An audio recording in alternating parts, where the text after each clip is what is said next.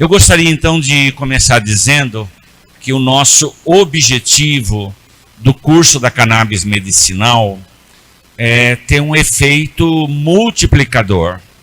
Aonde você mora, na cidade que você mora, na região, na comunidade, na associação, começar a reunir as pessoas. A cannabis, ela tem ajudado muitas pessoas. Hoje, no Brasil, 10 milhões de pessoas poderiam estar fazendo uso da cannabis, aliviando suas dores e sofrimentos. Mas nós vamos chegar um dia a isso, não só para os 10 milhões de pessoas, mas para todas as pessoas. Então você tome iniciativa. Eu gostaria de dar só uma palavrinha a esse momento histórico que nós estamos vivendo do coronavírus. É um tempo que todos nós sabemos é diferente de tudo que nós vivemos até hoje. Por isso, o nosso olhar, as nossas emoções, as nossas ideias, o nosso saber, a nossa inteligência, que nós temos que construir um outro mundo diferente deste. Há muitas décadas que o planeta vem passando por uma destruição muito grande, e aqui concretamente no Brasil. São milhares de toneladas por dia de lixo que é jogado no mar, destruição das florestas, destruição da natureza, tudo por um ávido busca de lucro, não importa como. Isso tem que mudar. O tempo pós-corona tem que ser um tema que a economia tem que ser olhada para todos, que a política tem que ser para todos, a saúde para todos, a educação para todos. O Brasil é o país mais desigual do mundo e não pode continuar assim. Nós estamos vivenciando esta aula no momento dos mais difíceis do Brasil e no mundo. 2020 é um ano da história. E muitas informações que esse tempo vai amenizando, mas que vai durar pelo menos 2 anos. Essa semana, muitas pessoas partiram rapidamente. Muitas famílias estão assim com uma dor na alma profunda, que só Deus e as esperanças podem superar esse momento que vai durar bons tempos. Eu peço a todos muita solidariedade, muita partilha. Tem muitas pessoas que estão passando necessidades nos alimentos, pessoas que estão procurando emprego.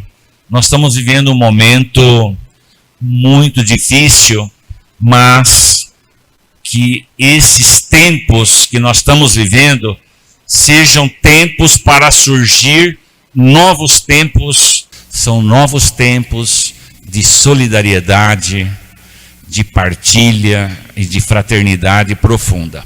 Eu estou há 42 anos como sacerdote aqui na Diocese de São Miguel Paulista. Eu sou de uma cidadezinha lá do interior chamada Urupês, perto de Ibirá, perto de Catanduva, Rio Preto. Eu sou um caipira. Quando me chamavam de caipira, quando eu cheguei aqui, eu ficava furioso. Hoje eu falo com maior orgulho. Eu sou caipira. Eu não sou caipira com sotaque lá de Piracicaba, mas eu sou caipira aqui na capital. Eu gostaria agora de dizer que ainda nós encontramos muito preconceito em relação a cannabis. Preconceito do mundo da saúde, preconceito religioso, preconceito social. Quem é que está por trás da proibição da cannabis? As mãos invisíveis, mas que são concretas, né? Todo esse movimento da cannabis, ele tem uma importância muito grande, porque só no Brasil é que nós temos esse atraso, que nós não podemos plantar a cannabis só com autorização da justiça. Isso não pode acontecer. Nós pegamos muitos países aqui da América Latina, onde a família pode estar plantando. Como no Brasil nós temos 10 milhões de pessoas que têm algum tipo de sofrimento, epilepsia, convulsão, câncer, dores, né? Fibromialgia, Parkinson, Alzheimer, doenças raras e assim por diante. Por que a cannabis é proibida? Por que uma planta divina é recriminada pelo poder público? Por que as leis do governo federal são leis que impedem da família ter um pé de cannabis em casa? Em casa eu tenho moringa, ora pronobis, tem os temperos, tem babosa, e a gente vai aprendendo com estas plantas. Então a cannabis, como ela é proibida, a maconha é proibida, é uma proibição que favorece quem? Quem tem dinheiro. Nós temos que defender o SUS de unhas e dentes. Vocês sabem que o governo federal congelou por 20 anos os recursos da saúde, da educação, habitação, nem congelou, já cortou. Então nós temos que ficar de olhos abertos. Os governantes que entrarem nas próximas eleições esse ano têm um compromisso com a saúde, com o SUS, com a moradia digna, com a educação e assim por diante. Então, nós vamos ter hoje esse debate e não vai ser fácil passar no Congresso uma lei que favoreça a todos. Há toda uma ambiguidade na discussão, conflitos, isso é normal, faz parte da vida, né? E a gente vai batalhando para que um dia o Brasil seja livre, não seja uma colônia do imperialismo, que não seja uma república de bananas, né, comandada por bananas, mas que nós vamos ter um dia um Brasil que vai se orgulhar, as terras que nós temos, né? Tudo que nós fazemos é política. Não venham com essa conversa, eu não gosto de política. Quem fala isso está fazendo a pior política do mundo. É a política da omissão. Por isso que um santo da igreja dizia: o maior pecado é a omissão. Eu poderia fazer o bem, não faço.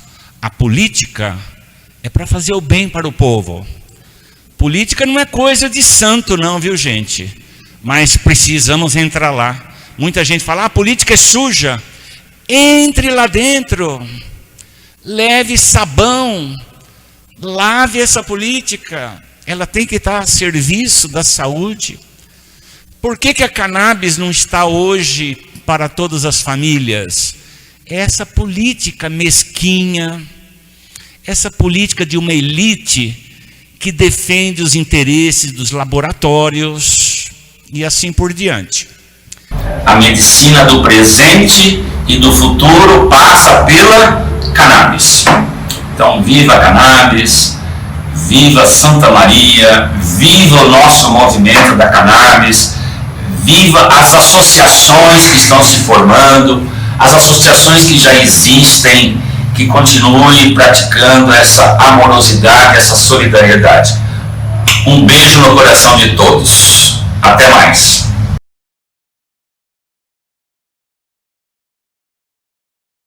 Bom, meu nome é Cristiano Ávila Marona, eu sou advogado criminal, sou mestre e doutor em Direito Penal pela USP, atualmente faço parte da Rede Reforma, Rede Jurídica para a Reforma da Política de Drogas, sou conselheiro seccional do AB São Paulo e diretor da plataforma Justa. Bem, bom dia, boa tarde, boa noite. É um prazer estar aqui no 5º curso de cannabis medicinal da Unifesp, nesse dia tão importante. É o dia que seria o aniversário do Padre Ticão, que foi um dos grandes ativistas em prol do uso terapêutico de cannabis. Eu mesmo tive a oportunidade de estar com ele na igreja lá em São Miguel Paulista. Realmente alguém que deixa uma memória em prol das lutas sociais, das lutas populares, né? O Padre Ticão, ele escolheu a quem servir e ele sempre esteve ao lado do povo, né? Então, mesmo aqueles como eu, que não têm uma religião definida, somos capazes de admirar Padre Ticão e sua memória. Me cabe aqui falar sobre a política internacional de drogas, né? Antes de entrar no tema propriamente, eu queria trazer alguns conceitos para que possamos compreender exatamente do que se trata, né? Bem, a política internacional de controle das drogas, né, o regime global de controle das drogas, ele, digamos assim, foi implementado a partir do final da Segunda Guerra Mundial. Mas ele já existia como pensamento, como filosofia, como ideia, bem antes disso, né? O Sebastian Scherer, um professor alemão que estuda política de drogas, ele fala da pré-história da guerra às drogas, né, como sendo o período dos últimos 25 anos do século XIX, em que o movimento proibicionista começou a existir, especialmente a partir da criação das Ligas da Temperança, das Anti-Saloon League, né? Um movimento contra um movimento de caráter moralista que existia nos Estados Unidos, de orientação religiosa, e que tinha por objetivo fechar os saloons, onde havia bebida alcoólica, onde havia jogo, onde havia prostituição. E esse movimento ele redundou na lei seca que vigorou nos Estados Unidos entre 1919 e 1933, e que foi um período em que a comercialização de bebidas alcoólicas era proibida, o que fez com que Al Capone, Meyer Lansky, Lucky Luciano e outros mafiosos dominassem o comércio de bebidas alcoólicas, né? O pai do ex-presidente John Kennedy também foi um dos que ganhou muito dinheiro durante esse período nos Estados Unidos. A gente pode definir proibicionismo como um modelo de controle social que preconiza a proibição estatal do comércio de certos produtos, resultante de uma causa moral radicalizada. Nos Estados Unidos, a interdição das bebidas alcoólicas entre 1919 e 1933, conhecida como Lei Seca, é um exemplo de política proibicionista. No caso das drogas, como diz Maurício Fiore, o paradigma proibicionista é composto de duas premissas fundamentais. O uso dessas drogas é prescindível e intrinsecamente danoso, portanto, não pode ser permitido. E, além disso, a melhor forma de o Estado fazer isso, proibir as drogas, é perseguir e punir seus produtores, vendedores e consumidores, né? Se a gente imaginar um quadro comparativo de modelos regulatórios, nós temos mais de 50 tons de cinza, né? Mas acho que vale a pena falar da proibição total, em que a posse para uso pessoal e o tráfico são incriminados e punidos com penas privativas de liberdade.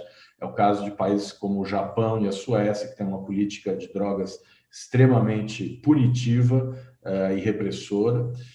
Temos a despenalização, em que a posse de drogas para uso pessoal é incriminada, mas punida com sanção alternativa à prisão, como é o caso no Brasil.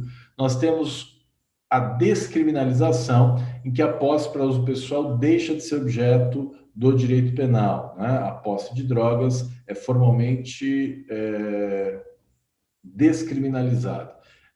Ela deixa de ser considerada uma conduta criminosa, mas pode se tornar um ilícito administrativo, como é, por exemplo, em Portugal, em que a conduta de portar drogas não é crime, mas é uma infração administrativa.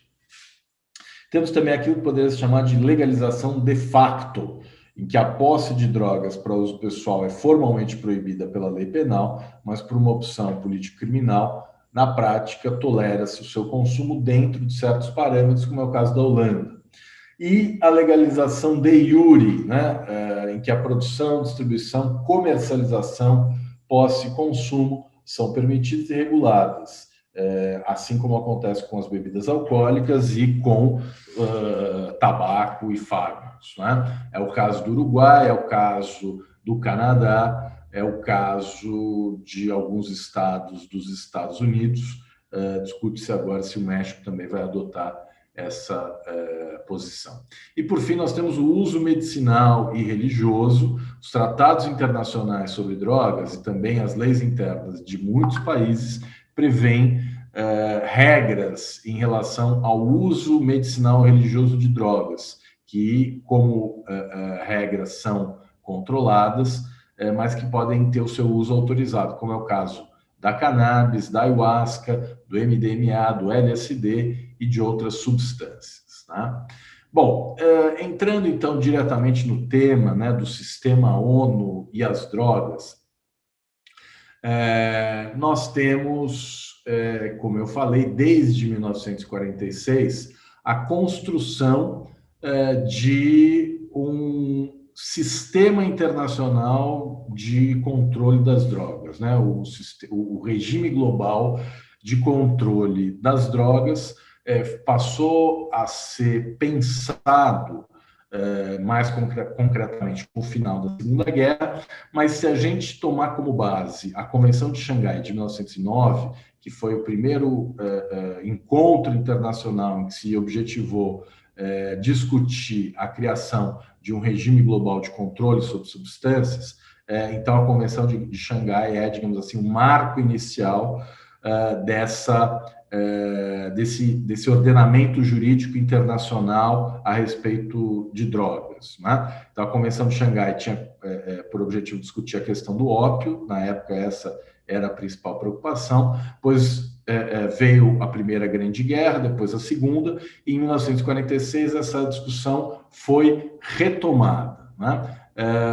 Em 1961, nós tivemos a primeira grande convenção, que é a Convenção Única sobre Drogas, em 1961, depois nós tivemos, em 1971, a Convenção da ONU sobre Substâncias Psicotrópicas, e depois, em 1988, a Convenção da ONU contra o Tráfico Ilícito de Estupefacientes e Substâncias Psicotrópicas, né? Mas é preciso dizer que essa abordagem proibicionista no plano global se tornou hegemônica, então, após a Segunda Guerra Mundial, a partir da mobilização multilateral a respeito do que se convencionou chamar de o problema mundial das drogas. A opção por esse vocabulário já revela, digamos assim, um lado ideológico, né? A droga como problema ou algumas delas.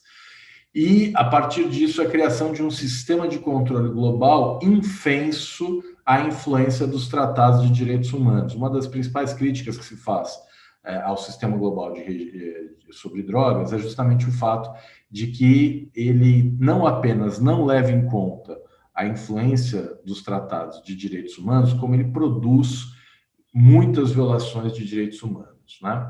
Bem, vamos falar um pouquinho sobre cada uma das convenções. A Convenção de 61, a Single Convention, que acabou não sendo única, ela reconhece na toxicomania um grave mal para o indivíduo e um perigo social e econômico para a humanidade, que coloca em risco a saúde física e moral da humanidade, e que exige uma ação conjunta e universal, uma cooperação e fiscalização internacionais permanentes. Essa convenção reconhece que o uso médico dos entorpecentes continua indispensável para o alívio da dor e do sofrimento, limitando o seu uso a fins médicos e científicos. Então, é importante dizer que as convenções internacionais, apesar de criarem um controle rígido sobre certas substâncias, de outro lado, asseguram o seu uso médico e religioso, né? Bem, a Convenção de 61 recomenda que o cultivo, a produção, a fabricação, extração, preparação, posse, ofertas em geral, ofertas de venda, distribuição, compra, venda, entrega e corretagem, despacho, transporte, importação, exportação, que sejam feitos em desacordo com a Convenção, sejam considerados como delituosos, se cometidos internacionalmente, e que as infrações graves sejam castigadas de forma adequada, especialmente com pena de prisão ou outras de privação de liberdade. Reputa desejável que os crimes relacionados à droga sejam passíveis de extradição, estabelece o direito de os Estados-parte autorizar temporariamente o uso do ópio para fumar, mas apenas as pessoas registradas para tal finalidade perante as autoridades competentes ou com finalidades quase médicas. Autoriza a mastigação da folha de coca e o uso de cannabis, estimulando de qualquer modo prazo de 15 anos a contar da vigência do tratado para abolição do uso do ópio para fins quase médicos e da mastigação de folha de coca. Em relação a cannabis, estipula que o seu uso não médico ou científico deve cessar o mais cedo possível, dentro de 25 anos a contar da entrada em vigor da Convenção. A Convenção de 1961 ela surgiu para ser única, mas em 1971 surgiu uma outra convenção, a Convenção sobre Substâncias Psicotrópicas, que reconhece que o uso de substâncias psicotrópicas para fins médicos e científicos é indispensável e que a disponibilidade dessas substâncias para esses fins não deve ser indevidamente restringido, mas defende medidas eficazes para prevenir e combater o abuso e o tráfico ilícito. Estabelece como imperativa a apreciação da Organização Mundial da Saúde quanto aos aspectos médicos e científicos que justificam a colocação de uma substância sob controle internacional. Recomenda punir como delito atos contrários às obrigações oriundas da Convenção, quando cometidos internacionalmente, quando dependentes de substâncias psicotrópicas, sugere medidas de tratamento, pós-tratamento, educação, reabilitação e reintegração social. Autoriza a adoção pelos países signatários de medidas de controle mais severas do que as exigidas na Convenção, quando forem convenientes ou necessárias à proteção da saúde e bem-estar públicos. Autoriza a produção doméstica de plantas silvestres que contenham substâncias psicotrópicas tradicionalmente utilizadas por pequenos grupos, nitidamente caracterizados em rituais mágicos ou religiosos, desde que o Estado signatário formule reserva nesse sentido no momento da assinatura. A Convenção contra o Tráfico Ilícito de Entorpecentes de 1988 é a última das 3 grandes convenções que regulam a política global sobre drogas e reconhece a magnitude e a crescente expansão da produção, da demanda e do tráfico e outras atividades criminosas a ele relacionadas que possuem natureza transnacional e minam as economias lícitas e ameaçam a estabilidade, a segurança e a soberania dos Estados. Então, a Convenção de 1988, ela surgiu para perseguir o produto do crime. A Convenção reconhece que a guerra às drogas fracassou, que não é possível reduzir oferta e demanda por meio da repressão penal e sugere que os Estados-membros passem a perseguir o produto do crime. E daí surge a ideia de criminalização da lavagem do dinheiro, da ocultação ou dissimulação da origem ilícita de um bem produto de um crime, né? Depois, a lavagem de dinheiro se tornou um crime perseguível, tendo como crime antecedente o tráfico de drogas, e hoje, praticamente qualquer outro crime pode ser objeto de perseguição via lavagem de dinheiro, não se restringindo mais ao tráfico de drogas. Então, a lavagem surgiu com o tráfico de drogas, mas foi adotada depois para outros crimes, né, para perseguir o produto, o proveito financeiro do crime.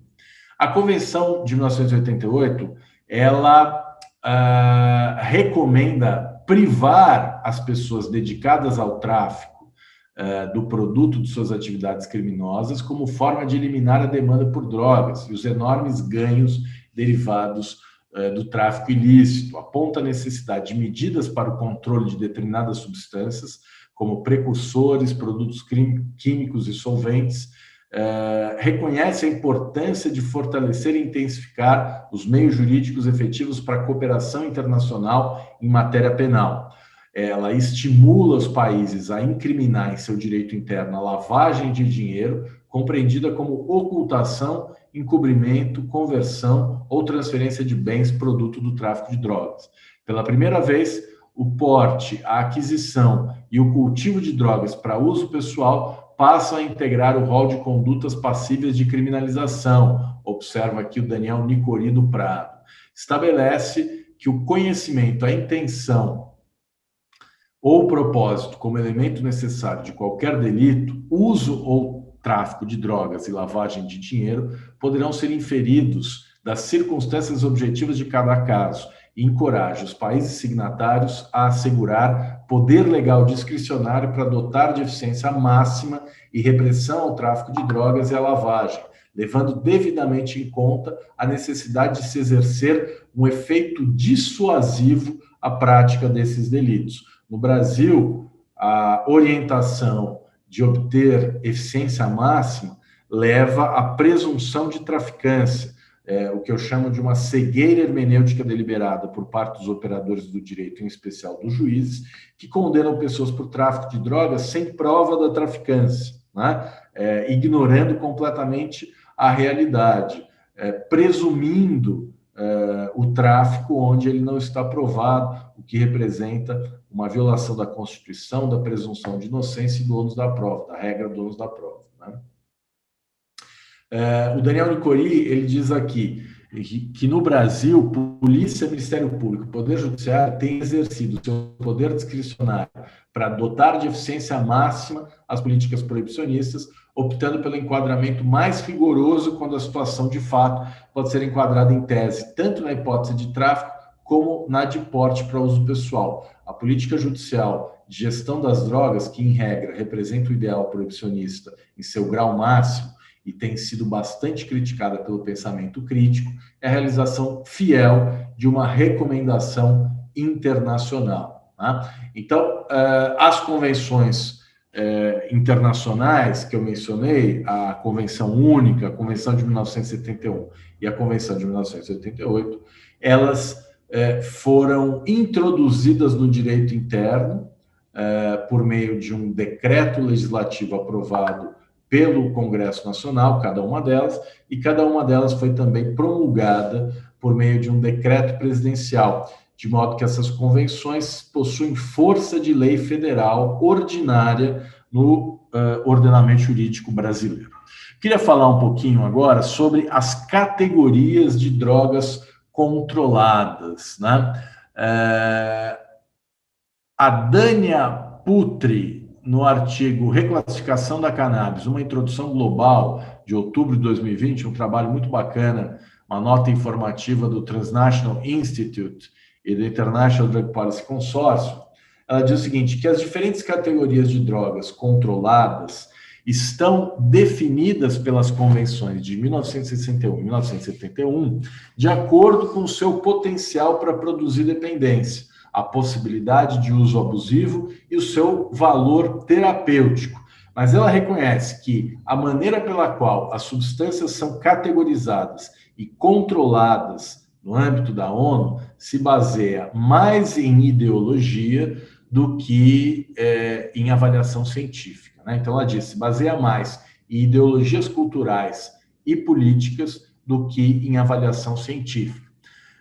As decisões sobre a classificação de substâncias ficam sujeitas a considerações políticas e a uma parcialidade inerente no que diz respeito à proibição de novas substâncias. É o que diz também a Comissão Global de Política de Drogas, que tem um trabalho específico sobre a classificação das substâncias, né? E esse mesmo trabalho diz o seguinte, que, de acordo com o Gabinete das Nações Unidas contra Drogas e Crime, os estupefacientes e as suas preparações sob controle internacional estão agrupados e enunciados em 4 listas definidas de acordo com o potencial de dependência, a possibilidade de consumo abusivo e a utilidade terapêutica. As drogas controladas ao abrigo da Convenção de 61 estão listadas em um de 2 quadros, 1 e 2, dependendo da relação existente entre a sua utilidade terapêutica e a possibilidade de abuso.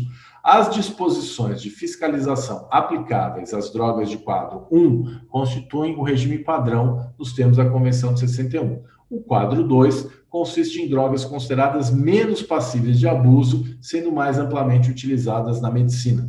Os 2 quadros adicionais, 3 e 4, cobrem, respectivamente, as preparações de drogas do quadro 1 e 2, destinadas ao uso médico legítimo, assim como drogas selecionadas no quadro 1, cujas propriedades são consideradas particularmente perigosas e a utilidade terapêutica é limitada. O sistema de controle previsto para substâncias psicotrópicas, em princípio, baseia-se no dos estupefacientes. Todavia, na Convenção de 71, as medidas de fiscalização necessárias foram categorizadas em 4 listas separadas, dependendo da relação existente entre utilidade terapêutica e o risco para a saúde pública, causado pelo consumo abusivo das substâncias em causa.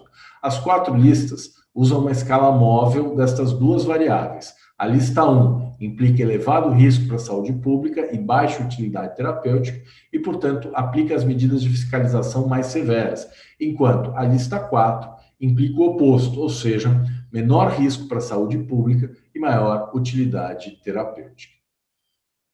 Bem, na 63ª sessão da Comissão de Drogas Narcóticas, que é o principal órgão do sistema ONU para controle de drogas, é o órgão responsável pela fiscalização e implementação das convenções, a CND, né, na 63ª sessão, realizada no dia 2 de dezembro de 2020, seus Estados-membros, que são 53, decidiram a respeito da reclassificação da cannabis da lista de substâncias mais restritivas, que consta nos anexos das convenções internacionais, para uma lista de substâncias menos restritivas.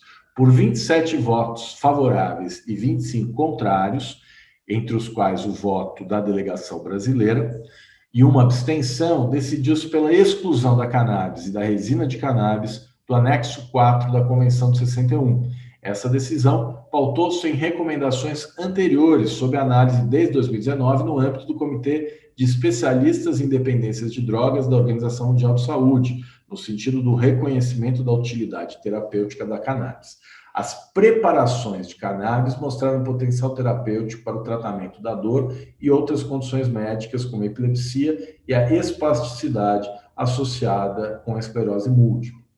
Então, nós temos em relação à cannabis a reclassificação, reconhecendo a potencialidade terapêutica da substância. Né? É preciso dizer também que em novembro de 2018, a ONU e suas agências, entre as quais o UNODC e a OMS, adotaram uma posição comum intitulada Apoiando a implementação do controle internacional das drogas por meio de cooperação efetiva interagências, com o objetivo de assegurar uma abordagem mais balanceada, baseada em evidências científicas e que proporcione políticas que coloquem as pessoas, a saúde e os direitos humanos no centro.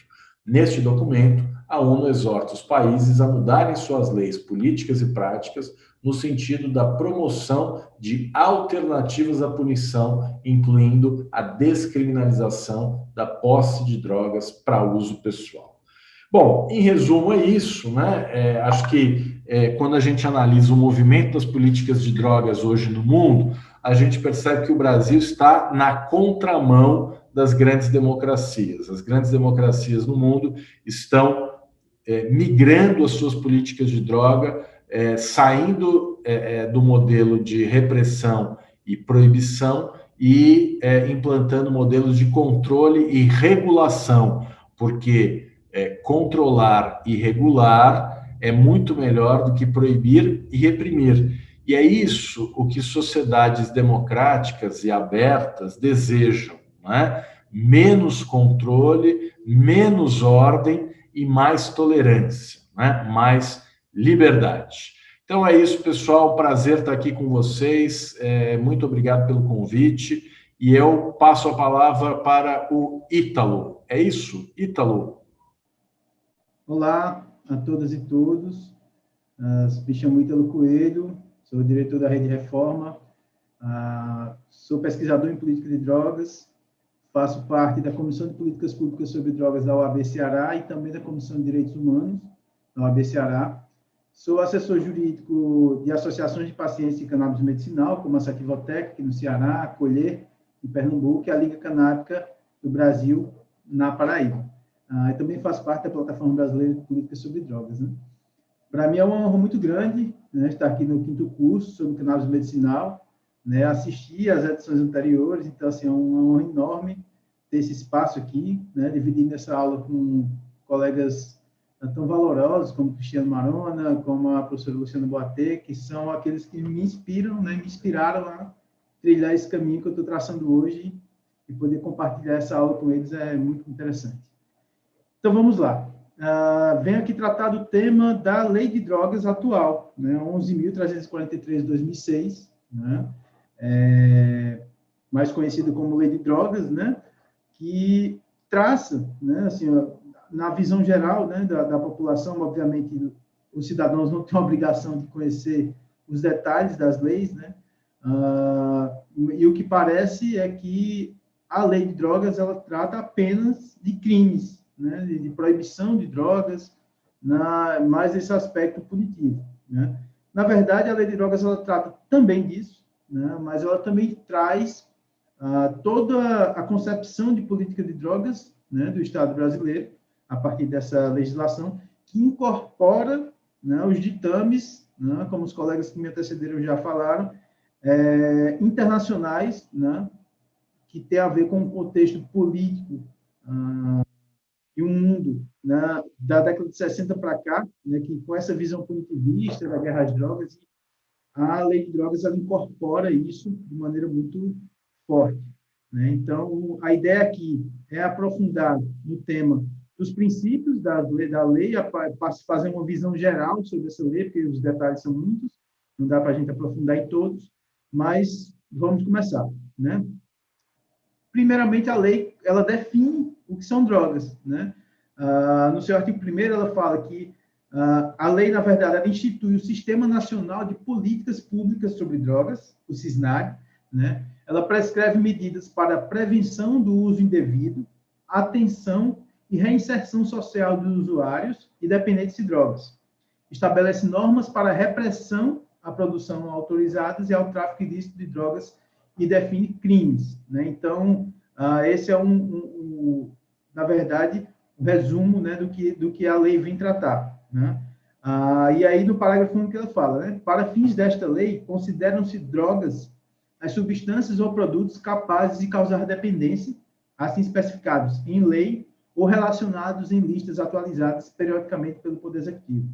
E aí, né, um detalhe, se você for procurar as drogas, né, que são proibidas nessa lei, não vai ser possível encontrar, porque exatamente ela define que vai ser através de uma lista atualizada, e essa lista, né, está prevista também no artigo 66, né, que fala que, para fins do disposto no artigo 1º, até que seja atualizada a terminologia da lista mencionada no preceito, denominam-se drogas as substâncias entorpecentes, psicotrópicas, precursoras e outras sob controle especial.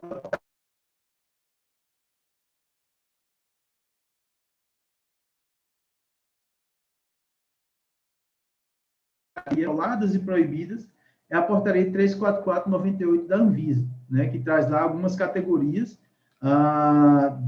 dessas substâncias que o Estado brasileiro seleciona, né, como perigosas. E aí a primeira coisa é que existe uma contradição, né, que fala que considera drogas as substâncias capazes de causar dependência, mas as drogas,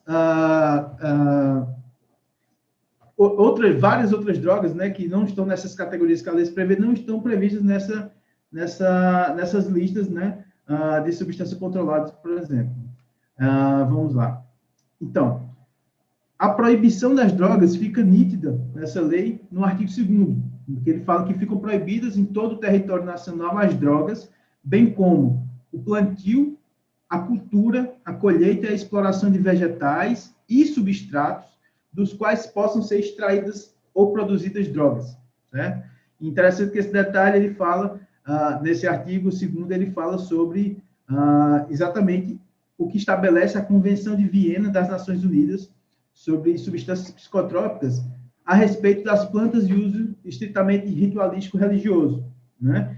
Então, aqui nesse artigo ele fala que as drogas são proibidas, mas também traz as exceções, né, baseado nesse ditame internacional da Convenção de 71, né? E também fala no parágrafo único, né, que é uma exceção importante, principalmente no curso sobre cannabis medicinal, né, que diz que pode a União autorizar o plantio, a cultura e a colheita dos vegetais, referidos no caput deste artigo, exclusivamente para fins medicinais ou científicos, né, em local e prazo determinado, mediante fiscalização e respeitadas as ressalvas. Então, o uso para fins medicinais e científicos, né, está aqui previsto na lei, né, mas até hoje não foi regulamentado, né, de maneira eficiente pelo Estado brasileiro, né, e isso tem trazido vários prejuízos, inclusive a quem atua na pauta da cannabis medicinal, né, essa confusão, essa zona cinzenta,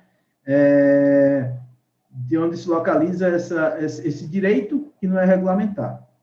Mais à frente, né, e aqui já é o tema da política sobre drogas, né, que é o tema da nossa aula de hoje, que é a aula inicial, fala quais são os princípios do Sistema Nacional de Política sobre Drogas, né? Então, como eu falei, essa lei ela não traz só a criminalização, não é só um capítulo sobre crimes, ela traz também princípios que ordenam e orientam, pelo menos em tese, né, esse controle dessas substâncias. Então, vamos lá. Eu elenquei alguns, né, o artigo 4º ele tem vários incisos, mas eu elenquei alguns para título de exemplificação, e o primeiro é o mais importante, que é o respeito, né, que são os princípios, né? Inciso primeiro, o respeito aos direitos fundamentais da pessoa humana, especialmente quanto à sua autonomia e à sua liberdade. Aí tem também o respeito à diversidade e às especificidades populacionais. Também fala da promoção de valores éticos e culturais e cidadania, né, reconhecendo os fatores de proteção para o uso indevido de drogas, né? Também trata, mais à frente, da possibilidade, né, tá nos princípios, uma abordagem multidisciplinar que reconheça a interdependência e a natureza complementar. Então, interdependência e natureza complementar das atividades de prevenção de uso, atenção e reinserção social dos usuários. Mas nesse mesmo inciso, que é o inciso 9, ele fala também da repressão da produção não autorizada do tráfico ilícito de drogas. Então, essa é a grande contradição da lei de drogas, né? É aqui que mora toda a contradição dessa parte principiológica, né? Que tem, inclusive, é bastante progressista, se formos parar para pensar, né? Então, essa coisa da respeitar a autonomia do indivíduo, aos direitos fundamentais, mas no cerne dessa própria lei, ela traz que, ao passo que ela fala do cuidado, da atenção, ela fala da repressão a não autorizada a uso de drogas, o que vem causando grandes problemas, e aí a gente vai refletindo ao longo da aula. Outra coisa também que é importante, né, que a lei traz, que são os objetivos desse sistema. Então, existem os princípios, né, que são os valores que ordenam essa atuação do Estado brasileiro na temática das drogas, mas o artigo 5º trata dos objetivos do sistema, né? Então, é interessante a gente ver que é uma promessa bastante interessante. O inciso 1º fala que um dos objetivos é contribuir para a inclusão social do cidadão, visando torná-lo menos vulnerável a assumir comportamentos de risco para o uso indevido de drogas, do seu tráfico ilícito e de seus comportamentos correlacionados, né? É interessante notar que aqui, nesses princípios, nesses objetivos, é aqui onde está localizada a política de redução de danos, inclusive, né? Quando a gente vai ver da possibilidade do reconhecimento do retratamento do uso, da possibilidade do não uso, né? Que são princípios, né, que também norteiam a ideia da redução de danos no uso de drogas, né? Que reconhece que existe, né, um uso de drogas na sociedade. Também é interessante notar que, dentre os objetivos, né, do CISNAD, está promover a integração entre as políticas de prevenção do uso indevido. Então, se fala de um uso indevido, existe um uso devido, né, contraditoriamente. A atenção e reinserção dos usuários dependentes e a sua repressão à produção não autorizada, né? Mais uma vez reforçando que o objetivo é cuidar e também fazer guerra, né? Está no cerne, mas eu vejo uma contradição em si nesses princípios, nesses objetivos, né? Mais à frente, a lei ela trata do Plano Nacional de Políticas sobre Drogas, né? Que esse trecho da lei foi incluído pela Lei 13.840 de 2019, né? Que modificou várias coisas na legislação, né? Que ela traça, né, que existe um Plano Nacional de Política de Drogas, né, que busca promover a interdisciplinaridade e a integração dos programas e ações e atividades, né? E aí elenca também as ações coordenadas, né, de saúde, educação, trabalho, assistência social, habitação, cultura, né? Também viabilizar a ampla participação social na formulação e implementação das políticas de drogas. Então, veja, uma ampla participação social nessa formulação. Não é o que se vê na prática, mas é o que está estabelecido aqui no Plano Nacional de Políticas sobre Drogas, né? Também trata, nesse trecho, sobre os conselhos de políticas de drogas. Então, as políticas de drogas estão previstas e são elaboradas, né, por uma série de entes e entidades, né, que deveriam pensar e executar essas políticas, né?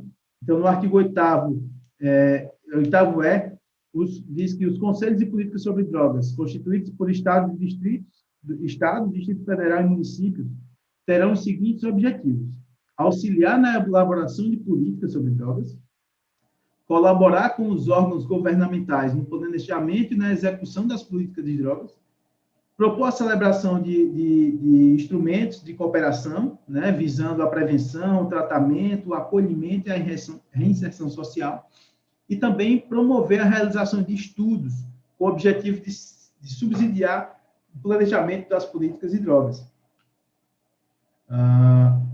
Então, nesse trecho da lei, né, de fato, prevê uma participação social, né, na formulação e na implementação dessas políticas de drogas, né, com ampla participação social, sendo que algumas coisas ao longo do caminho aconteceram que essas previsões aqui foram bastante mitigadas, né, como alguns decretos do governo federal que restringiram a participação social nos conselhos, né, nos conselhos com participação da sociedade, enfim. Foi uma série de decretos, né, no ano de 2019, do governo federal, que restringiu o alcance, né, dessas previsões legais, né? Quando a lei vai falar da prevenção do uso indevido, né, é interessante também os princípios, né, que a partir do artigo 18 e 19, os princípios e diretrizes, né, sobre a prevenção do uso indevido, a atenção e reinserção social dos usuários dependentes, né? O artigo 19 traz que as atividades de prevenção vão observar os seguintes princípios: o reconhecimento do uso indevido de drogas como fator de interferência na qualidade de vida do indivíduo e na sua relação com a comunidade a qual pertence. A adoção de conceitos objetivos e fundamentação científica como forma de orientar os serviços públicos, né? E 3, o fortalecimento da autonomia e da responsabilidade social do indivíduo em relação ao uso indevido de drogas. Mais uma vez, né, a previsão dessa autonomia do indivíduo e da responsabilidade individual, né? O que também é uma contradição da forma, né, mais à frente, como o Estado vai tratar, né? Quando esse indivíduo exerce essa autonomia de fazer uso de drogas, ele vai ser criminalizado, como a gente vai chegar já nesse trecho. Então, é mais uma contradição, né? Mas está estabelecido na lei e nós precisamos, inclusive, lutar para fazer valer esses princípios, esses objetivos, essas diretrizes, né? É interessante também que ainda no artigo 19, e aí eu já vou pular para o inciso 6º, porque aqui é um tema bastante importante, que ele fala, né, que um dos princípios e diretrizes é o reconhecimento do não uso. Então, o usuário ele tem a opção de não usar, de querer não usar, né? O retardamento do uso, né, e a redução dos riscos como resultados desejáveis das atividades de natureza preventiva, quando da definição dos objetivos a serem alcançados. Então, aqui, né, a lei está prevendo que existem essas formas. Então, assim, esse senso comum de que o uso de drogas necessariamente leva a pessoa a abrir mão, né, da sua autonomia, né, a coisa do viciado, essa imagem, né, do viciado que não tem autonomia para administrar a sua vida, enfim. Aqui não se trata disso, né? Quando ele fala do reconhecimento do não uso como possibilidade, do retardamento do uso como possibilidade, aqui também é onde está a redução de danos, tá? Sendo que, como eu falei, né, naqueles decretos de 2019, tem um decreto, que é o decreto 9761 de 2019, que ele altera a política de drogas no Brasil, então cria uma nova política de drogas, subvertendo a lógica de uma coisa nova. Na verdade, ele vem prever a abstinência como objetivo, né? Então, com a redução de danos, ela compreende que o ser humano faz uso de drogas, né? E historicamente está provado que o ser humano faz uso de várias drogas, né? Lícitas ou ilícitas, isso muda de acordo com a sociedade, enfim, né? Aqui esse decreto diz que a abstinência é uma meta, como se fosse possível um mundo sem drogas, né? O que é no mínimo, inocência, né? Ou, no caso aqui, eu acredito que mais uma fé mesmo, subvertendo os princípios, né, e diretrizes baseados na redução de danos, né? Mas a redução de danos é um movimento, a redução de danos, né, são princípios, a redução de danos é um movimento social de luta. Então, a lei prevê ainda, nós que lutamos por redução de danos, estamos resguardados, inclusive, pelo que está na lei de drogas, Tá? Vamos avançando. E aqui é interessante que a Lei 13.840 de 2019, né, que foi uma lei que foi de iniciativa no projeto do deputado Osmar Terra,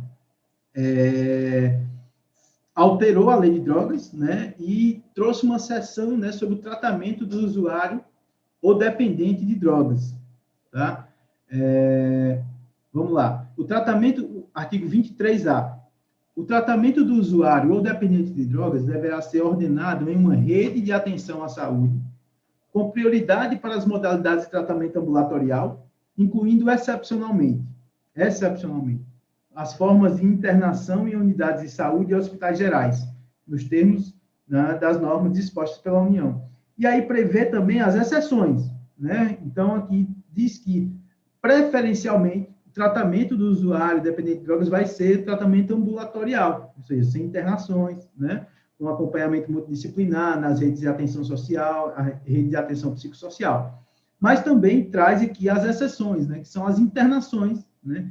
As duas categorias de internação, que é a internação voluntária, ou seja, quando o usuário tem acordo, né, nesse tratamento, e aí ele traz alguns critérios que diz que ela deve ser precedida de declaração escrita da pessoa solicitante, né, que optou por esse regime de tratamento, o que é uma coisa questionável num país com o número de analfabetos que tem o Brasil, né? Então, exigir uma declaração escrita já restringe, inclusive, né, o alcance dessa via, né, de tratamento, da internação voluntária, né, e diz que também o seu término vai se dar por determinação do médico responsável ou por solicitação escrita da pessoa que deseja interromper o tratamento, né?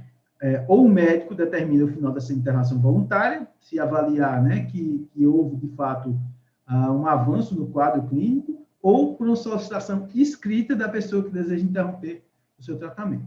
E a outra forma de internação, que é bastante polêmica, é a internação involuntária, né? Ou seja, contra a vontade do indivíduo, né?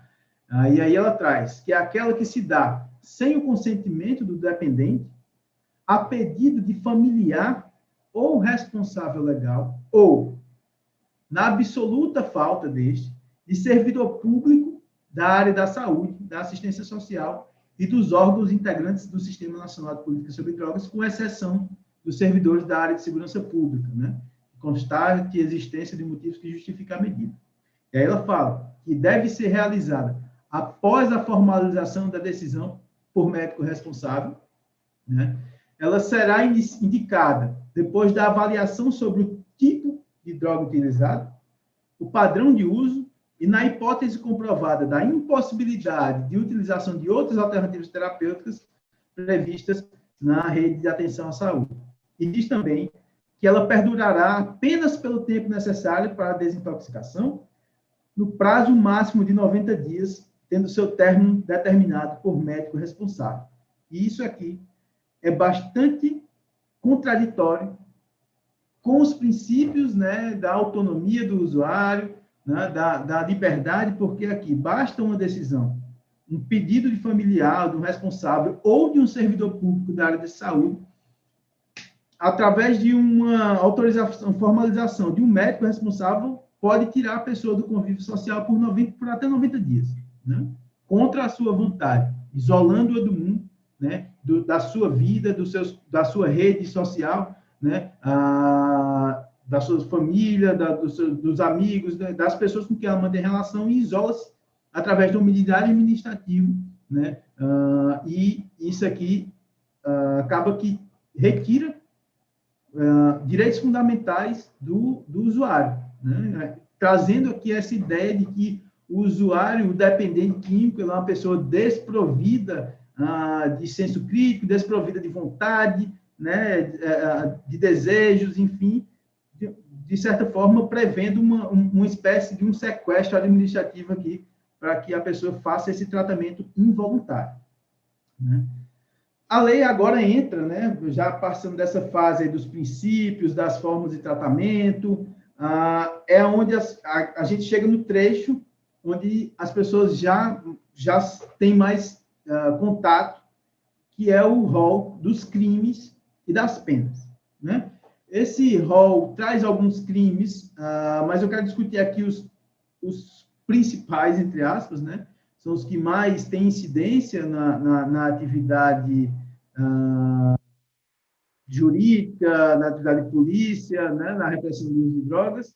E o primeiro, o que abre esse capítulo dos crimes das penas, é o crime de uso próprio, não de porte para uso próprio, na verdade. Não é o crime de uso, é o crime de porte. Né? E diz lá no artigo 28 que quem adquirir, guardar, tiver em depósito, transportar ou trouxer consigo para consumo pessoal, drogas sem autorização em desacordo.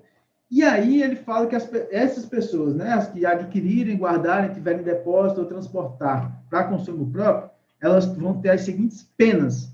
Isso aqui é um ponto importante, porque houve uma discussão, quando a lei de drogas atual entrou em vigor, de que se entendeu que era uma despenalização do usuário. Na verdade, não. Né? A lei do artigo 28 prevê penas, inclusive o STF tem entendimento desse sentido. Né? É um crime sui generis. Né? Ele prevê penas para o usuário, mas penas de caráter de não restrição de liberdade. Certo? Então, são as penas: a advertência sobre os efeitos de drogas, a prestação de serviço à comunidade e medida educativa de comparecimento do programa ou curso educativo.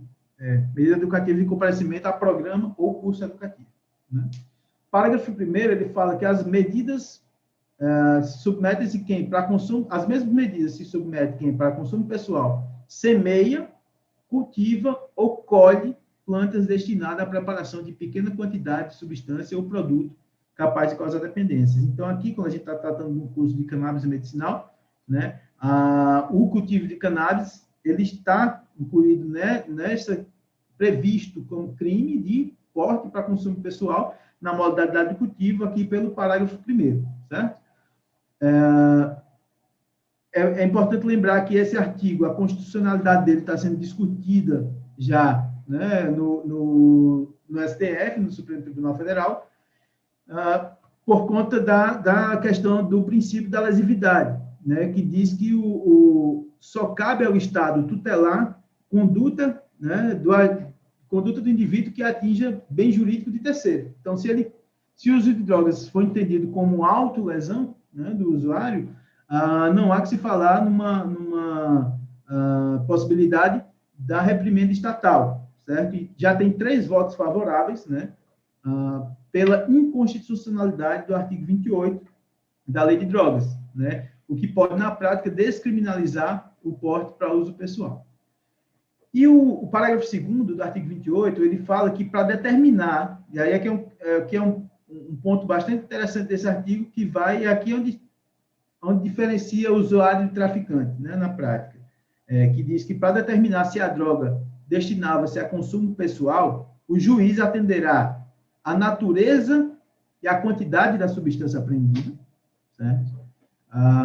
O local, as condições em que se desenvolveu a ação, as circunstâncias sociais e pessoais, bem como a conduta e os antecedentes do agente. Então, no momento, né, aqui falo que é o juiz, mas na prática é o policial na rua, né, que determina, fazendo um juízo de valor sobre a situação, né, que envolve a natureza, a quantidade da substância, o local, quem é a pessoa, quais são os antecedentes do agente, para determinar se esse uso era para consumo pessoal ou não. Né? Como o professor Cristiano falou, na prática, é o contrário, que sempre se presume a traficância. Né? Poucos são os casos em que o usuário, com pouca quantidade, é enquadrado em porte para uso próprio, né? Que não prevê pena de prisão, como já falei, né? E que, na prática, leva a uma prisão, a um número enorme de prisão de pessoas que poderiam ser enquadradas como uso próprio, mas estão sendo criminalizadas como traficantes, trazendo uma série de problemas sociais que a gente vai discutir. Bom, e aí o artigo mais conhecido, né, que é o artigo 33, que trata da conduta de tráfico. Tráfico como gênero, né? Porque esse crime, tráfico, na verdade, ele comporta 18 verbos, né, 18 condutas que podem ser enquadradas nesse crime de tráfico de drogas. E aí, o artigo 33 fala que pratica, né, esse crime quem importar, exportar, remeter, preparar, produzir, fabricar, adquirir, vender, expor à venda, oferecer, ter em depósito, transportar, trazer consigo, guardar, prescrever, ministrar, entregar a consumo ou fornecer drogas, ainda que gratuitamente, ou seja, não necessariamente precisa ter lucro nessa transação, drogas, né, sem autorização ou em desacordo com a determinação legal. E prevê uma pena base de 5 anos para esse crime e uma pena máxima de 15, né, e pagamento de multa de 500 a 1.500 dias multa, né. Também fala que nessas mesmas penas, né, de 5 a 15 anos, se submete quem importa, exporta, remete ou adquire, expõe à venda ou oferece, ou tem depósito, drogas e traz consigo, ainda que gratuitamente, matéria-prima ou insumo ou produto químico. Também no inciso 2º fala que quem semeia, cultiva ou faz colheita, sem autorização ou em desacordo legal, ou com a determinação legal ou regulamentar, né, plantas que se constituam em matéria-prima para a preparação de drogas. Então, é aqui, né, onde muitos cultivadores são criminalizados, né, porque, como eu falei, né, a política de guerra às drogas, né, faz com que, na verdade, se presuma sempre a traficância, né, que muitos cultivadores são presos, né, inclusive cultivadores para fins medicinais são presos e enquadrados como crime de tráfico de drogas por conta desse inciso 2º do artigo 33 e por conta dos critérios, né, subjetivos, né, do artigo 28 da Lei de Drogas, né, que deixa uma discricionalidade enorme do agente policial para fazer essa classificação se a pessoa está portando aquela droga para consumo próprio ou para fins de traficância. E a gente vê aqui que não necessariamente precisa ter lucro nessas atividades, né?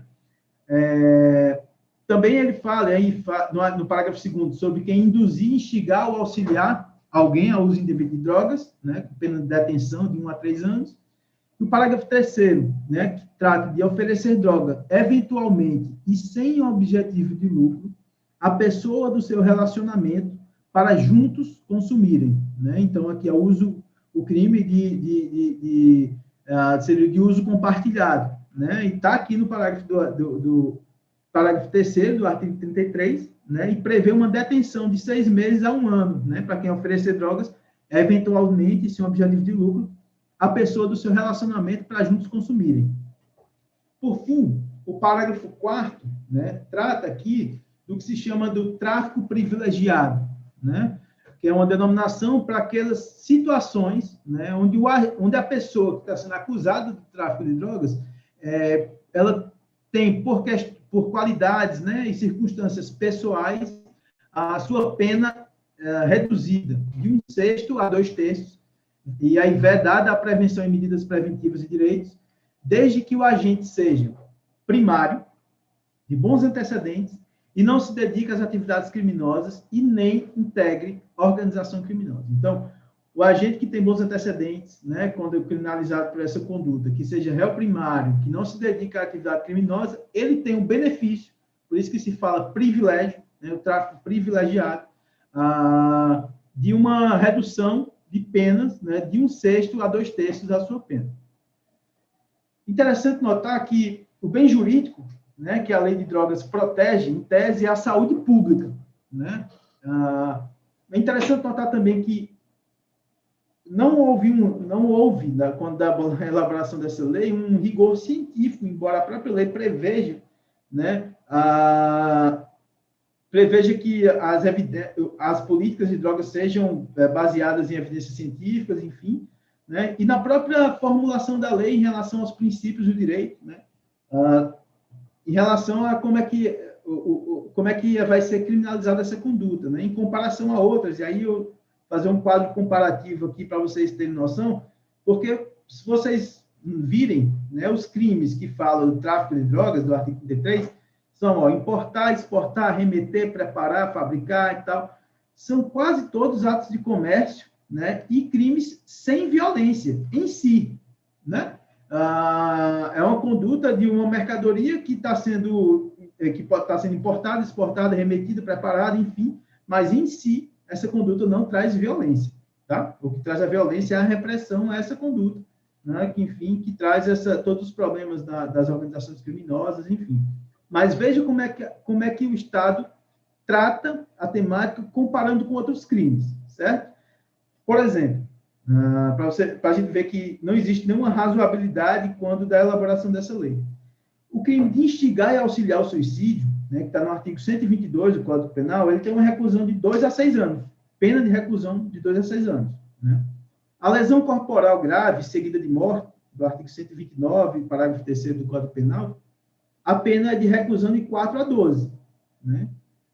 O tráfico de pessoas com objetivo de remoção de órgãos e trabalho escravo, né, artigo 149-A, a pena é de reclusão de 4 a 8 anos. Crime de estupro, artigo 213, reclusão de 6 a 10 anos.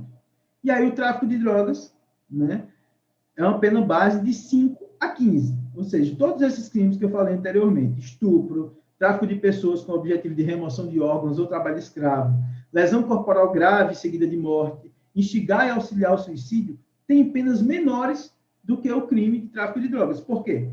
Por conta de uma questão política, né? Uma questão de política criminal. Né, que vê o crime do tráfico de drogas por N questões, e aí tem questões sociais, tem questão de racismo muito forte nessa situação, né, prevendo uma pena base maior do que esses outros crimes. Né? Então, assim, tem causado grandes problemas sociais essa falta de critério, na verdade, esse critério punitivista, né, esse critério bélico do tratamento das drogas. Né? E aí, a lei também trata de aspectos processuais que não cabe, acredito, tratar aqui na aula, nesses detalhes técnicos processuais, porque a ideia é falar sobre a política de drogas. Né? E aí, para encerrar, né, nessa minha apresentação, falar um pouco das consequências, né, dessa visão contraditória entre o cuidado, a atenção, a reinserção social e a repressão ao uso, à produção e ao tráfico de drogas. Né? O que é que isso, na prática, acontece? O Brasil hoje é o país que tem a terceira maior taxa de encarceramento do mundo. Tá? Nós somos o terceiro país onde se mais prende, embora seja o país onde diga que é o país da impunidade. Né? A maioria desses presos, né, na verdade, cerca de 30% dos presos no Brasil estão respondendo pelo crime de tráfico de drogas. Né? Muitos poderiam ser enquadrados nos critérios para uso pessoal, mas, enfim, é o que tem para hoje. Muitos desses presos, na verdade, quase metade da população carcerária brasileira é composta de pessoas que não foram condenadas ainda, ou seja, são presos provisórios, né? Que estão presos, às vezes respondem esperando o final do processo, às vezes já cumprem pena que a sua condenação não preferia. Então, às vezes, as pessoas passam de 3, 4, 5 anos presas, esperando o julgamento, né, e, às vezes, a condenação é por um tempo menor. Né, mas o prejuízo e esse encarceramento continua a cada dia alimentando essa máquina, né, sendo incentivado por conta dessa política de drogas. O Brasil, pré-pandemia, né, de coronavírus, que está matando aí mais de 320 irmãos nossos, né, por conta de desídia e responsabilidade de governos, já antes da pandemia, matava por ano 60 mil pessoas numa guerra não declarada, né, que é essa guerra às drogas, né, que ceifava a vida de usuários, de não usuários, de policiais. Né, e isso tudo tem um custo social. E aí é interessante trazer um levantamento, né, um estudo feito, um estudo chamado Drogas, Quanto Custa Proibir, né, que foi realizado pelo Centro de Estudos de Segurança e Cidadania, que inclusive foi lançado esse mês, se não me engano, né, traz uma análise muito interessante de quanto o Estado brasileiro gasta com essa política de guerra às drogas. Né. O estudo traz um comparativo de quanto o Estado de São Paulo e o Estado do Rio de Janeiro apenas, só os dois, gastaram no último ano com a repressão ao uso de drogas. 5 bilhões de reais. Né? E é interessante também que esse levantamento compare quanto é que seria isso, quanto daria essa verba investida em saúde pública, em educação, né? E é interessante notar que, se a lei de drogas ela nasce, né, com o objetivo de resguardar a saúde pública e fazer com que as pessoas não usem drogas, ela falhou, né? Falhou consideravelmente porque os índices mostram que o consumo de drogas não diminuiu, né? Os dados da Fiocruz, a pesquisa de 2017 da Fiocruz, que o governo, inclusive, quis esconder, trata que não existe uma epidemia de drogas, não existe uma epidemia de uso de drogas na nossa sociedade, mas existe um fato social, que pode ser visto, inclusive, como um problema social do uso indevido de drogas, mas que ele precisa ser tratado da maneira correta. Então, se é uma questão de saúde, não cabe guerra, né? Na minha cabeça não entra uma pessoa doente ser tratada, né, pelo braço armado e o braço repressor do Estado, né? Então, se existe um uso problemático de drogas, as pessoas precisam ser cuidadas, né? E esse dinheiro que o Estado brasileiro está gastando com repressão, né, que está só gastando, não lucra nada, né? Se regulamentasse e adotasse, na verdade, a postura que outros países estão adotando, como os próprios Estados Unidos, que trouxeram essa política de guerra às drogas para o mundo, né? Já está reformulando essa política e está arrecadando, né, com a regulamentação desse mercado, impostos e reinvestindo nas áreas sociais. Eu acho. Nós precisamos parar para pensar que esse modelo já deu, né? Já deu o que tinha que dar, e a gente precisa reformular, né? A própria questão da proibição traz o problema da própria qualidade das drogas que os usuários usam. E aí, aqui, mais uma vez, as pessoas não pararam de usar drogas porque a lei diz que não podia usar drogas, né? Então, a lei desconsidera um fato social, inclusive um fato histórico, né?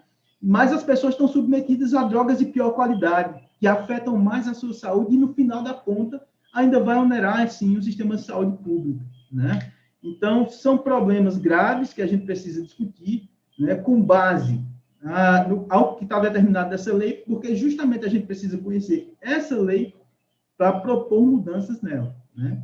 Então, eu espero ter contemplado aqui, o tempo é curto para o assunto que é enorme, né? São vários temas que precisam ser tratados com mais calma, mas aqui a ideia é só fazer uma apresentação mesmo da política de drogas, né, do Sistema Nacional de Política sobre Drogas, as premissas, os objetivos e o que acontece na prática e na vida dos usuários, dos não usuários também. Então, quero agradecer o espaço e vamos para o debate.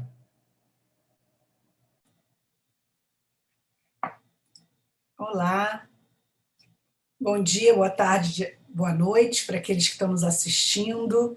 Sou Luciana Boatê, professora de Direito da UFRJ, pesquisadora no tema de drogas. E eu estou aqui hoje para justamente falar para vocês de política de drogas, mas especificamente do histórico das leis de drogas no Brasil, tentando fazer uma ponte entre as duas outras aulas que tanto o Cristiano como o Ítalo já também estão trazendo para vocês. Então, eu vou articular aqui o histórico das legislações de drogas à luz das convenções internacionais e também chegando nessa legislação atual. Bom, esse histórico da proibição das drogas, da criação de tipos penais, é algo recente, né? Data do fim do século XIX, mais especificamente a gente vai ver um movimento internacional de criminalização a partir do século XX, do início do século XX, né? É importante dizer que a gente vai trazer aqui algumas legislações até antes mesmo do século XX, que no Brasil já vinham, de alguma forma, tentando regular ou criminalizar algumas condutas ligadas a psicoativos, mas, ao mesmo tempo, esse formato do que a gente denomina de modelo proibicionista, dentro de uma perspectiva de articulação das leis internacionais, dos tratados e convenções internacionais e a lei interna, isso data do início do século XX. Tá? Mas nós vamos destacar aqui, logo nesse início, o que é importante, que o Brasil também foi pioneiro em algumas criminalizações, mesmo fora da ordem criminalizante internacional. Então, apesar dessa influência, a gente vai destacar aqui que até o fim do século XIX não era dada grande importância a esse tema, embora a gente vai identificar um tipo penal próximo do que nós denominamos de crimes de drogas nas ordenações filipinas e no Código Penal republicano já previam a criminalização da venda sem autorização legal de substâncias venenosas, né? deve ser apontado ainda uma questão da origem racial também da proibição da maconha no Brasil, que é justamente uma proibição, um tipo penal que surge aqui na cidade do Rio de Janeiro, né, uma portaria, na verdade, seria o equivalente a um tipo penal, mas na forma de uma portaria, de uma postura municipal da Câmara de Vereadores por volta de 1830, que tinha o objetivo justamente criminalizar quem vendesse ou fizesse uso do pinto de pango, né, o fumo de negro, que era como a maconha era denominada. E, nesse sentido, o claro objetivo era o controle social dos negros que, então, tinham acabado de serem libertos, né, entendendo que a formal abolição se deu em 1822 e logo em 1830 surge nessa postura municipal criminalizando negros que estivessem importando ou vendendo fumo de negro ou maconha, o que já indica aí uma criminalização, uma origem racista da criminalização da maconha. Como fonte para esse tema, eu indico o livro da Luísa Saad, que está publicado pela editora da Universidade Federal da Bahia, né? Essa ideia, quando já passando um pouco para o século XX, essa ideia mesmo de um controle jurídico penal, de uma lógica criminalizante, ela vem junto ou é fruto de uma percepção de um suposto, eis que nunca provado, abuso no consumo de drogas, sem que se tivesse dados sobre essa efetiva ocorrência. Se mencionava nessa época uma certa onda de toxicomania, com esse nome, que teria, então, invadido o Brasil, em especial a partir da fundação em São Paulo, do chamado Clube de Toxicômanos, em 1915, nos moldes do que havia em Paris, né? E aí todo esse histórico também eu estou utilizando como base 2 textos, um do Vicente Greco Filho, que traz esse histórico, como também o Luiz Luise, que tem um textinho sobre a legislação penal brasileira sobre entorpecentes, uma notícia histórica, publicada no fascículo de Ciências Penais, tá? Que depois vocês podem localizar.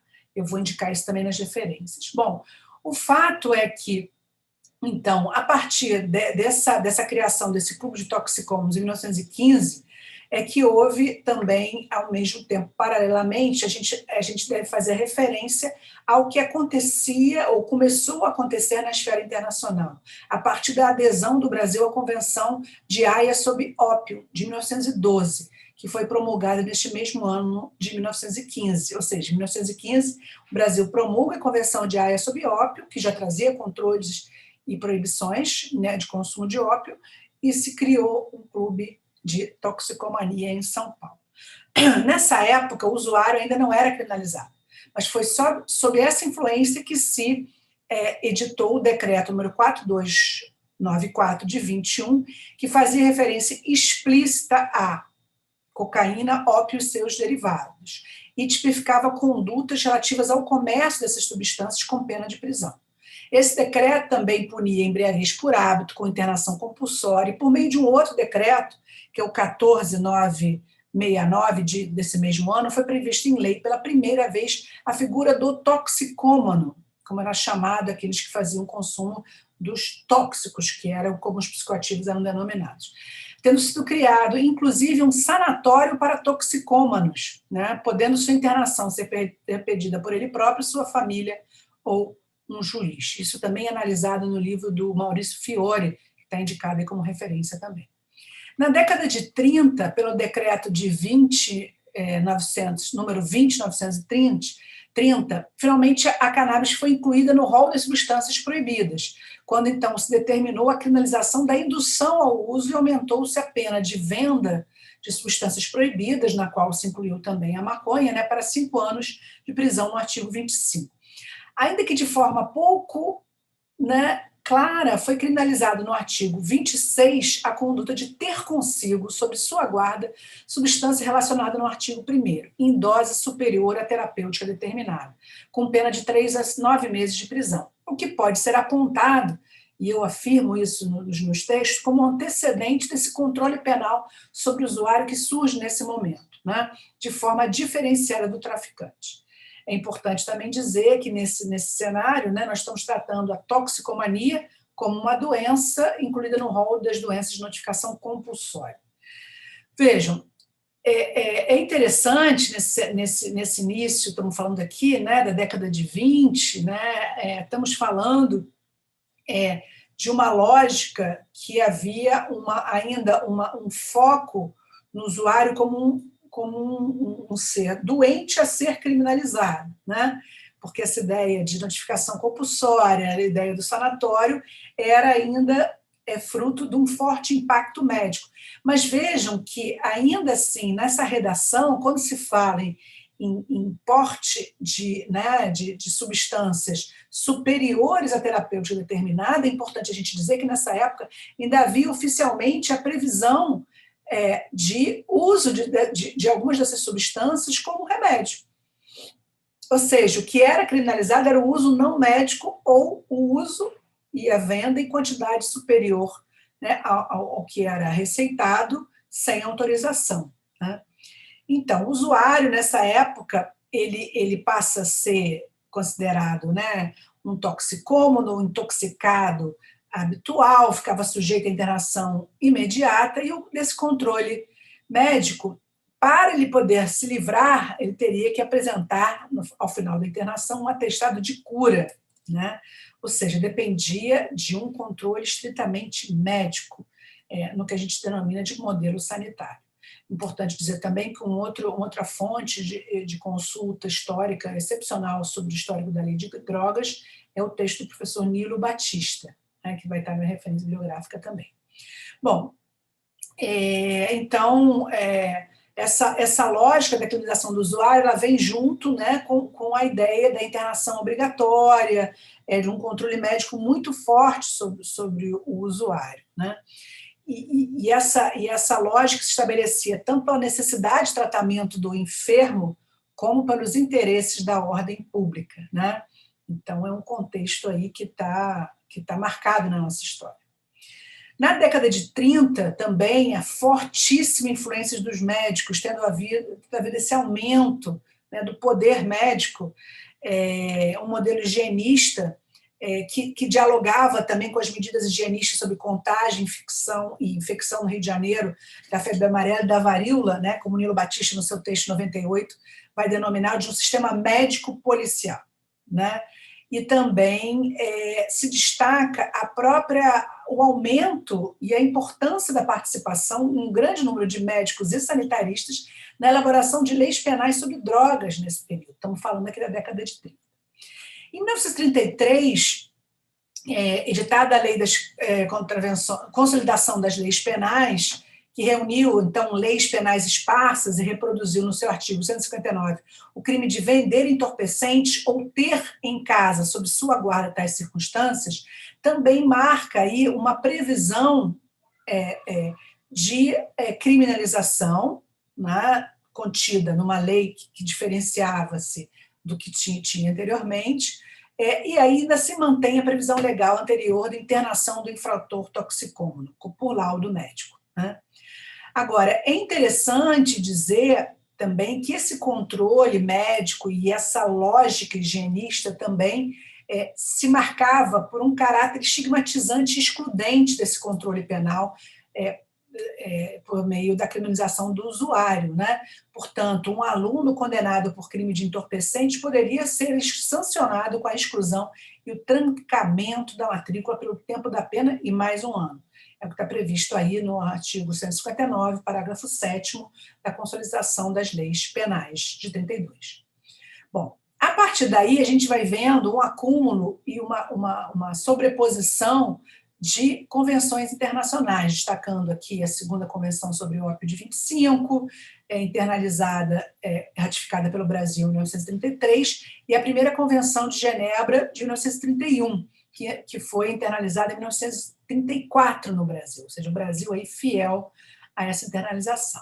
E a partir daí nós temos em 1938 uma lei de fiscalização de entorpecentes editada durante a ditadura do Estado Novo, ainda com o Congresso fechado, né? Também seguindo a Convenção de Genebra de 36. O decreto estabeleceu sanções, restrições à produção e ao tráfico, e ainda mantinha essa lógica determinando regras para internação e também para interdição civil de toxicômanos, vedada, né, sua internação domiciliar, ou seja, a questão era a institucionalização mesmo do controle.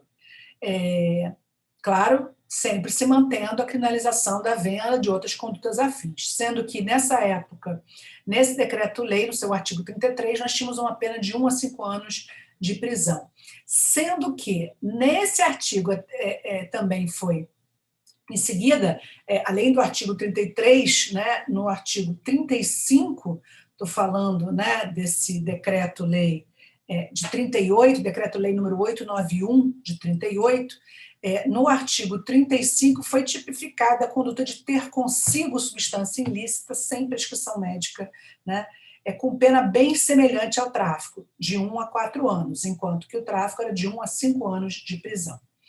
A gente considera que esse seria o primeiro tipo penal destinado especificamente a punir, com pena de prisão, o usuário de substâncias ilícitas. Então, em 38, com o artigo 35.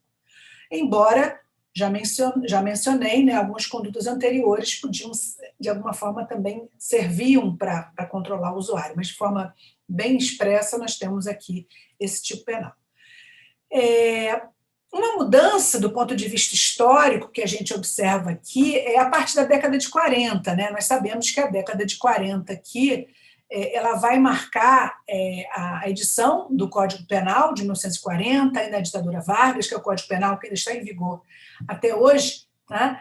Mas, por incrível que pareça, nesse ano, com essa transição de leis esparsas para uma lei geral denominada de Código Penal, foi descriminalizado o usuário, mantido o crime de tráfico criminalizado como delito de comércio clandestino ou facilitação do uso de entorpecentes, previsto no artigo 281 do Código Penal, com o mesmo patamar, na mesma linha de pena das legislações anteriores, ou seja, 1 a 5 anos. É interessante que essa descriminalização ela foi argumentada no Supremo Tribunal Federal, porque ainda quem conhece o sistema penal, vocês sabem como funciona o sistema penal, sabem que, ainda que não tivesse lá o verbo, né, para uso próprio, o fato é que a polícia continuava prendendo. Então, isso foi levado ao Supremo Tribunal Federal da época, né, e o Supremo foi que afirmou que, pela redação do artigo 281 do Código Penal, não havia como se punir usuários. Então, é importante citar também, aqui, deixa eu pegar só um número para vocês, está no Comentários ao Código Penal do Nelson Hungria, né, que é um livro histórico publicado em 1959, no qual ele fala o seguinte: não é partícipe do crime, em hipótese alguma, a pessoa que usa ou a que é aplicado destinado a entorpecente. O crime é contribuir para o desastroso, palavras dele, vício atual ou eventual de outrem, que a lei protege, ainda que contra a sua própria vontade. O viciado atual, já toxicômano ou simples intoxicado habitual, é um doente que precisa de tratamento e não de punição. Então, veja Nelson Hungria, ministro do Supremo, né, um grande doutrinador da época, já classificava o usuário na categoria de doente e, portanto, reafirmava que o Código Penal de 40, no seu artigo 281, não o criminalizava. Então, essa visão durou até a década de 50, né? Ao mesmo tempo que enfocava a repressão no comércio de drogas, no tráfico de drogas, ainda excluía o usuário desse controle penal, né? Essa linha, vamos dizer assim, uma linha mais branda, né, e uma perspectiva de saúde pública e de controle médico sobre o usuário e não penal, ela dura até 1964, quando tivemos o golpe no Brasil, e que esse golpe, né, empresarial militar traz elementos importantes. Além de atacar as liberdades democráticas, Nilo Batista aponta 64 como um marco divisório entre o modelo sanitário e o modelo bélico de política criminal de drogas, né? Lembrando que, em 1961, foi promulgada no Brasil, ou melhor, em 1964 foi promulgada no Brasil a Convenção Única de Entorpecentes de 1961, convenção essa que está em vigor até hoje. Em 68, é um ano importante, que é o ano do AI-5, o ano do fechamento do regime, que fechou o Congresso, suspendeu direitos e garantias individuais, foi editada a nova legislação de drogas, o Decreto-Lei número 385 de 68, 13 dias depois do AI-5.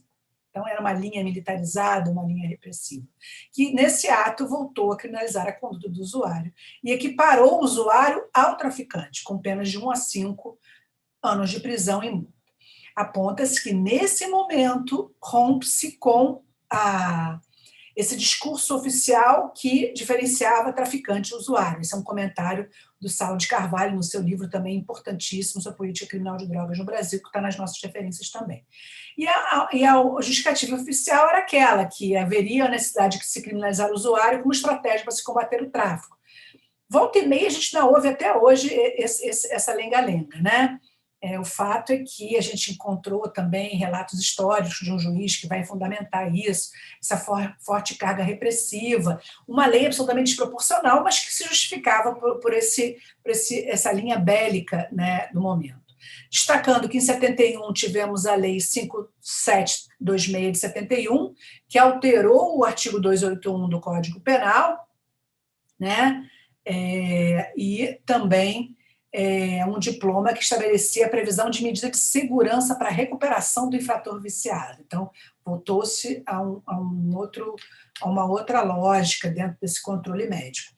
Em 76, finalmente, é um ano importante, 76, quando foi editada a Lei 6368, ainda na ditadura militar, que durou, né, até 88, com a nova Constituição. O fato é que essa lei 6368, ela substituiu a legislação de 71, revogou o artigo 281 do Código Penal e passou o tema das drogas, ou melhor, voltou o tema das drogas a ser tratado integralmente em lei especial. Também houve um retorno ao sistema de diferenciação do usuário e do traficante, que deveriam ser combatidos mediante prevenção e repressão, sendo o combate às drogas ilícitas um apelo eugênico moralista na luta do bem contra o mal. Tinha esse caráter muito marcado, a gente lê isso na exposição de motivos, na redação da Lei 6368, que vigorou até essa nova lei, né, nossa, em 2006, né, durou mais de 30 anos. Eu queria destacar aqui rapidamente que essa lei de 76 fez essa diferenciação, ela trazia no artigo 16, ainda criminalizava o usuário com penas de 6 meses a 2 anos, e no artigo 12 criminalizava o traficante, né, aumentando a pena, houve um aumento de pena de entre 3 e 15 anos de reclusão. Né? Mas ainda aludia perigo social das drogas, havia possibilidade de imposição de tratamento, uma visão extremamente autoritária, controle também, expulsão de usuários de drogas de colégio. Foi criada uma causa específica de inimputabilidade no artigo 19, que se reproduz também na lei de 2006. A dependência de drogas era tratada em lei como um tipo de doença mental, né? Isso também é um elemento importante. Mas eu destacaria aqui a quase triplicação da pena de tráfico, que era de 1 passou para 3, e também a criminalização do usuário com 6 meses a 2 anos de forma diferenciada. E a grande mudança na criação desse delito autônomo de posse, né, de entorpecentes, como se chamava nessa época, para uso próprio. E essa diferenciação também não trazia nenhum outro elemento, a não ser o para uso próprio, que diferenciava o usuário traficante de forma não perfeita, vamos dizer assim. Os critérios legais indicavam, claro, a questão da quantidade, do tipo de drogas. Lembrando que nós estamos falando ainda que no ano de 77 foi promulgada a Convenção das Nações Unidas sobre Drogas Psicotrópicas, que é de 71, né? E aí se incluiu também, dentre as drogas ilícitas, as drogas chamadas sintéticas, né? Que produzidas por processos químicos não naturais, né? Essa lei de 76 vigorou por cerca de 30 anos, ela caracteriza uma fase bastante punitiva, militarizada, o traficante como inimigo interno, ela traz esse elemento. A década de 70 também foi uma década de muita violência estatal, e o tráfico também era posicionado nessa lógica de um enfrentamento bélico que começa aí e dura até os dias de hoje. né? Eu queria só complementar aqui, dentro desse histórico, nos nossos minutos finais, a questão da promulgação da Constituição de 88, a partir da Constituinte de 87, que marca, de forma contraditória, um endurecimento da política criminal, com a inclusão no texto constitucional do conceito de crime hediondo, né? No artigo 5º, justamente o artigo dos direitos e garantias individuais, inciso 43, né? Equiparando o tráfico de entorpecentes, entre aspas, a crimes hediondos, que gerou impactos bastante sérios até e se reflete até os dias de hoje, né? Houve a progressão de regime prisional integralmente, isso é um dos motivos apontados para o superencarceramento aí, né, na década de 90, início do século 21. Lembrando que depois, em 97, houve uma alteração dessa lei e foi declarada inconstitucional, mas o fato é que a gente consegue demonstrar na história da proibição das drogas, até mesmo a nossa lei atual, que essa marca do impacto dessa visão militarizada, de uma política proibicionista violenta, militarizada, baseada na ideia de encarceramento, isso marca a nossa política de drogas, em especial a partir, né, do decreto-lei que eu comentei na ditadura, especificamente a partir da lógica da Lei 6368 de 76. Né? Ao não diferenciar o usuário e traficante, é claro que isso dá uma grande autorização para a polícia para prender pobres, negros, jovens como traficantes, e conseguir ter maior discricionariedade nesse cenário de atuação concreta nas ruas, né?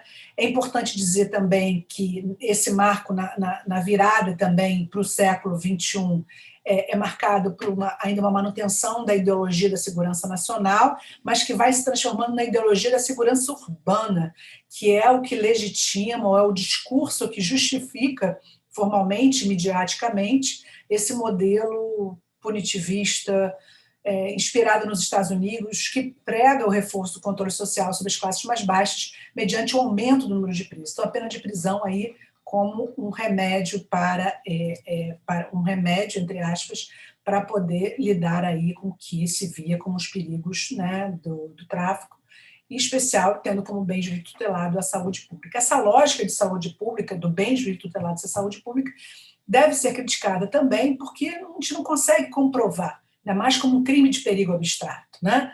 Mas a retórica, a teoria penal, ela se posiciona, ela legitima essa criminalização a partir da lógica da proteção à saúde pública, né? O fruto, o resultado dessa lei de 1976 é o grande encarceramento, que já se inicia nessa época, mas a gente pode dizer mesmo que foi a atual Lei 11.343 que culminou, que levou ao absurdo nível de encarceramento que nós temos hoje, mas que se iniciou a partir, né, da Lei de 76, que aumentou para uma pena mínima de 3 anos. A gente verifica o impacto dessa criminalização desde a década de 90 em especial, né, no sistema penitenciário, e, repare, na articulação também com as convenções internacionais, o ano de 88 é o ano da nossa Constituição e é o ano também da promulgação internacional da Convenção das Nações Unidas contra o Tráfico Ilícito de Entorpecentes de Substâncias Psicotrópicas, que é datada de 88, mas que foi internalizada no Brasil em 1991. Pela primeira vez, essa convenção relaciona o problema da droga à organização de traficantes e também determinou a criminalização da lavagem de dinheiro, ou seja, a lavagem de dinheiro que era fruto da própria proibição, ou seja, os traficantes ganhavam muito dinheiro e tinham que dar um jeito de reciclar, de trazer esse dinheiro ilícito de volta para a economia. Verificou-se isso, então foi essa convenção que determinou pela primeira vez a criação pelos países do tipo de lavagem de dinheiro. Explicar também rapidamente, lembrar que nós temos aqui um marco, que eu considero um marco, 1995, né, que foi justamente com a Lei 9.099 de 95, que trouxe alguns dispositivos despenalizadores para o usuário, como a transação penal, a suspensão condicional do processo, previstos nessa lei, e que eram aplicáveis ao delito de posse de drogas para uso pessoal. E também medidas benéficas para o usuário, eram benéficas para o usuário, por quê? Ele tinha direito à transação, né, ou à suspensão condicional do processo, e isso não geraria reincidência, né, mesmo sem descriminalizar, houve um avanço da pauta despenalizadora. Em resumo, a gente pode dizer que, como, né, fruto desse período, depois vocês vão ter aula sobre a lei atual, o discurso da lei e da ordem no campo da política de drogas foi reforçado, né, a partir, né, do final do século XX, e marca mais do que nunca a divisão entre um sistema diferenciado para o consumidor e outro para o traficante, né, mas que também reflete o racismo, o estigma social, o preconceito, né, ao não definir adequadamente, permitindo que a polícia o faça. E, portanto, aqueles que são já vistos de antemão como traficantes, já são estigmatizados como traficantes, eles são jovens, negros e pobres. Enquanto que, né, muitas vezes, mesmo com grandes quantidades, se a pessoa não se encaixa nesse perfil, nesse profile, se for da Zona Sul, for louro de olho azul, ele vai se beneficiar, né, muitas vezes, dessa categorização como usuário. Bom, é isso. Breves notas aqui do histórico. Obrigada pela atenção de vocês. Vou indicar aí esses textos relacionados para quem tiver vontade aí de se aprofundar, bem como um texto meu que eu trago esse histórico aí para vocês. Bom dia, boa tarde, boa noite.